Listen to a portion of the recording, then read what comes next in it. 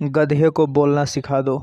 एक मालदार आदमी था जो बेहद कंजूस था। उसे एक मर्तबा मजाक करने की सूझी तो शहर में ऐलान करा दिया कि जो कोई गधा को बोलना सिखा दे उसको 20,000 रुपये इनाम देंगे। इस ऐलान को सुनकर लोगों में चर्चा होने लगा कि गधा कैसे बोलेगा, उसको कौन बोलना सिखाएगा। ये ऐलान दूर दूर तक पहुंच गया। किसी की हिम्मत नहीं हो रही थी कि इस ऐलान को कबूल करे। इत्तेफाक से एक आदमी तैयार हुआ। उसके दिमाग में एक बात आ गई और सेठ से जाकर कहा, आपके ऐलान को सुनकर मैं आया हूँ और चंद शर्तों के साथ गधे को बोलना सिखा दूंगा। सेठ ने कहा, वो शर्तें क्या है? आदमी ने कहा, पहली शर्त यह है कि आधी रकम यानी आधा पैसा यानी 10,000 रुपये आप हमको पहले दें, और दूसरी शर्त यह है कि 10 साल की मोहलत दे, क्योंकि गधा 2-4 साल में बोलना नहीं आएगा, यानी गधे को 2-4 साल में बोलना नहीं आएगा।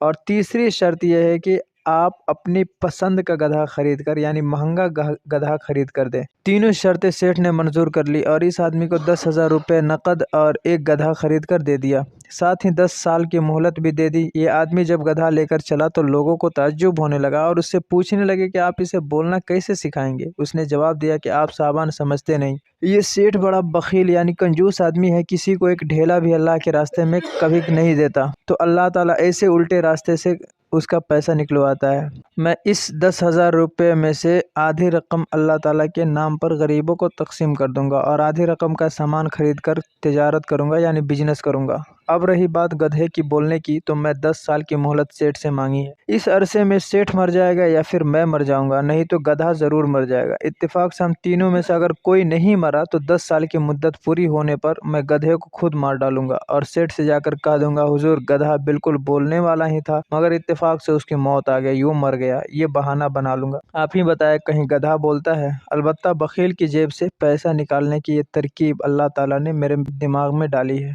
दोस्तों, जो लोग अपने मालों को अल्लाह ताला के रास्ते में खर्च नहीं करते, गुरबा मसाकीन को नहीं देते, अल्लाह ताला उनके दिमागों में ऐसे ही उल्टी सीधी बातें डालकर उनके मालों को निकलवाता है। शुक्रिया। अस्सलामु अलैकुम वरहमतुल्लाहि वबरकातुहू।